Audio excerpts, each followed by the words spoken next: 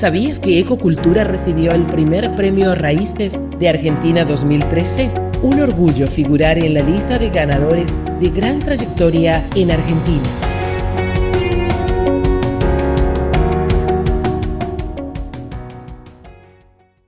Bueno, quería agregar algo muy importante bajo el tema influencia paterna en la vida y en todo lo que hago. Es que cuando llegó el momento de terminar, necesitaba un capítulo de introducción histórica, contextual, a la literatura paraguaya del exilio. Y ahí estaba mi padre con nosotros. Cuando papá fue en su exilio Yoa, él fue a nuestra casa, porque ahí también estaba mi madre. Así que él vivió con nosotros varios meses. Después se mudaron a un apartamento también cerca de la casa. Pero él fue mi guía. O sea, yo leí no solamente mi guía en el sentido de que cuando escribía algo que tenía que ver con la historia de Paraguay, quería tener el visto bueno de él, y él me dio información importante y necesaria para esa tesis, de tal manera que en mi bibliografía están incluidos, creo que 2 libros de papá: Diagnosis Paraguaya y lo histórico y lo antihistórico en el Paraguay, y además su documentación personal y verbal, ¿no? Así que, porque en esa sección nadie más sabía mejor sobre lo paraguayo, la historia, la política, que mi padre. Era un gran conocedor de todo eso. Y como dijo hace un ratito mi marido, él vivió con nosotros mucho tiempo. Y él vivió, aunque no vivía físicamente en la misma casa, después de 4 o 5 meses, no recuerdo cuándo se mudaron, nos veíamos todas las semanas. Y estuvo en Estados Unidos desde el 78 hasta el 84. Así que en el 84, 6 años estuvo en Estados Unidos, o sea, 6 años estuvo, digamos, con nosotros. Y ahí hicimos, él hizo contacto a través mío y a través de Rey, con gente que podía ayudarle con periodismo. Él escribió para un periódico de San José textos, y escribió también para algunos libros de cultura. Uno de ellos, el mío que te conté, se llama En Contacto, Cultura. Y además hizo su revista, su propia revista, Desterrado Yoa. Desterrado Yoa. Entonces, ¿cómo se llama la revista? Desterrado Yoa. Y siempre hizo periodismo él. Todavía circulan algunos de esos números, digamos, los tenemos guardados, porque y es en cuanto a la influencia constante, es que yo estaba conectada con Roa Bastos por la parte literaria, pero se cruzaban la información. Entonces llegó un momento en que cuando papá estaba allí, creo que fue en el 82, 83, voy al cassette. Un día yo le escribo a Roa pidiéndole permiso para incluir uno de sus cuentos en una de mis antologías. Y él me escribe una carta larga contestando mi entrevista. Y me dice algo. Y al contestar eso, yo le conté que había fallecido el maestro Ángel Rama, y le di la información, le di el teléfono de mi padre. O sea, le di mi teléfono, porque papá estaba con nosotros.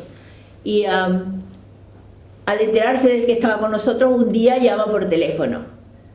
Y él está hablando con papá. Ese es el que ustedes están ahí. Hay un momento que, bueno, yo les cuento el contexto porque ahí se dice y papá corta. Roa le dice a papá le dice: esa gran persona que falleció, Ángel Rama, ¿no? Me enteré de que había fallecido esta gran persona. No sé si dijo el nombre. Y dice Roa Bastos: sí, dice, yo me enteré de eso por Teresa. ¿Aló? Sí. ¿Con la casa del señor Epifanio Méndez? Sí, con él habla. Habla Augusto. Roa Bastos, Epifanio. Hola, Augusto. ¿Cómo te va? Sí. ¿Cómo te va, Caraiguazú? Pero ese amigo se volvió en el dúo. Te incorpore otra vez con tu con tu testimonio y con tu presencia no solamente espiritual sino física en esta gran cruzada de recuperación de nuestro país que va a venir tarde o temprano. Entonces, y bueno, el fluir del contacto de Papá Roa está por todas partes. Está también en ese libro que Antología del Recuerdo, Méndez Fleitas en la memoria de su pueblo. Hay dos textos, uno alusivo a que yo estaba preparando este libro y yo le pedí un testimonio, y el otro es una carta que Roa Bastos le escribió a papá en los años 1950, ¿vos te acordás de la carta? 1952, 53, es una carta de hace mucho tiempo. ¿No? Es una carta muy elogiosa, pero también... ¿Está en el libro? Sí, están los dos textos. Y es muy... Te das cuenta al leer esa carta que hay una calidez total, que hay una admiración grande. Entre ambos. Entre ambos, sí. Pero el la carta... audio indica, El audio, sí. Y además Sí. Es un reflejo de que Epifanio Méndez Fleitas era un gran documentalista. Él grabó, porque algunos dicen eso grabaron los servicios de inteligencia, grabó la CIA, el terrorismo. No, esas grabaciones las hacía él. Todas las llamadas telefónicas que recibía, porque sabía que en algún momento iban a ser documentos históricos Sí. de mucha variedad. Él, por ejemplo, el último diario que dirigió, era un mensual, ¿no? Desterrado Joab. Pero ese ya fue el último. Desde que salió al exilio, él hizo periódicos. Firmeza en Montevideo en 1957-58, donde ya denunciaba con nombre y apellidos los presos, los perseguidos, los torturados, los asesinados, los exiliados, porque él tenía muchos informantes también. No solo Stroessner tenía informantes, Epifanio tenía más, porque toda la policía fue formada, la policía de 48, 49, cuando él asumió, formó una generación de policías. La escuela de policía la hizo Epifanio Méndez Fleitas, el hospital de policía también.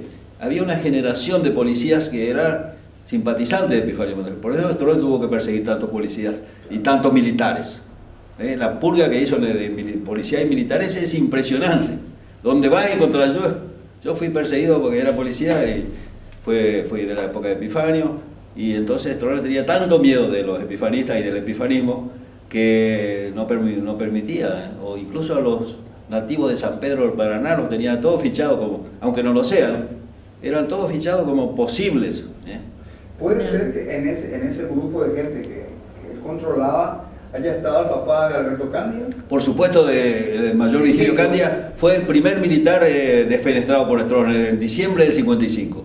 Ahí empezó la gran purga de militares que no eran fáciles de manipular, porque eran militares de carrera, militares serios, institucionalistas. ¿Qué me decís de Virgilio Candia? Virgilio Para Candia. hacerle un homenaje también a nuestro amigo Alberto Candia, es fundador conmigo acá de Ecocultura, con Roa Bastos hace 32 años.